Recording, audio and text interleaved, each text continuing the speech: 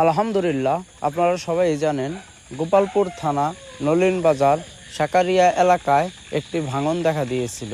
সেই ভাঙনটি দিনরাত পরিশ্রম করার পর এখন কিন্তু নিয়ন্ত্রণে চলে আসছে। আপাতত তারাকান্দি মহাসড়ক বন্ধ রয়েছে, হয়তোবা 2-1 দিন পরেই যানবাহন চালু করে দেওয়া হবে। এই রাস্তাটা কিন্তু খুবই গুরুত্বপূর্ণ একটি রাস্তা।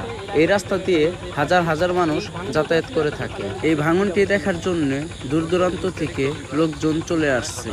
তাদেরকে কোনোভাবেই এই জায়গা থেকে দাঁড়ায় দেওয়া যাচ্ছে না। রাস্তার দুপাশে ব্যারিকেড দিয়ে বন্ধ করে দেওয়া হয়েছে, আর ওইখানে প্রশাসন দাঁড়িয়ে আছে। তারা বারবার বলা সত্ত্বেও এলাকাবাসীর উদ্দেশ্যে বলতে চাই, আলহামদুলিল্লাহ, ভাঙনটি কিন্তু নিয়ন্ত্রণে চলে আসছে। পানি উন্নয়ন বোর্ডের নির্বাহী প্রকৌশলী বলতেছিল, যখনই আমরা সংবাদটি পেয়েছি সাথে সাথে ঘটনাস্থলে চলে আসছি, এবং কি ভাঙনটি দেখে নির্বাহী প্রকৌশলী স্যার সাথে সাথে কিন্তু ব্যবস্থা নিয়েছে। তখন থেকেই দিন আর রাত নয়, সব সময় কাজ চলমান রয়েছে। আলহামদুলিল্লাহ, দিন রাত 2 দিন ডাম্পিং করার পর এখন কিন্তু ভাঙনটি নিয়ন্ত্রণে চলে আসছে। গোপালপুরের এমপি মহোদয় প্রতিদিনই কিন্তু এই ভাঙনটি দেখার জন্য সে চলে আসে। আর এমপি মহোদয় এটাও বলেছে, যত হাজার জিও ব্যাগ লাগুক না কেন আপনারা দ্রুত নিয়ে আসেন। অলরেডি কিন্তু ভাঙনের এই জায়গায় 12 থেকে 15,000 জিও ব্যাগ ফালানো হয়েছে। এই ভাঙন প্রতিরোধ করার জন্য যত হাজার বস্তা লাগুক না কেন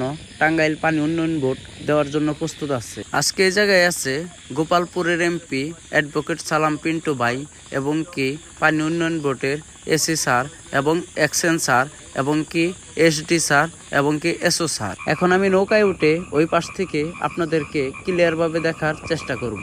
এলাকাবাসী ভাঙনটি দেখে অনেকটাই আতঙ্ক হয়েছিল এবং কি ভয় পেয়ে গেছিল। তবে ভাঙনটি আজকে নিয়ন্ত্রণে আসার পরে এলাকাবাসীর মুখে আগের মতো হাসি ফুটে গেছে। এলাকাবাসী ফার্স্টে বুঝতে পারেনি যে কিভাবে কোন জায়গায় এই জিও ব্যাগগুলো ফালালে এই ভাঙনটি রক্ষা পাবে। সো আজকের ভিডিও পর্যন্তই। সবাই ভালো থাকবেন, সুস্থ থাকবেন, আর ভিডিওটি ভালো লাগলে একটি লাইক কমেন্ট করে শেয়ার করে যাবেন।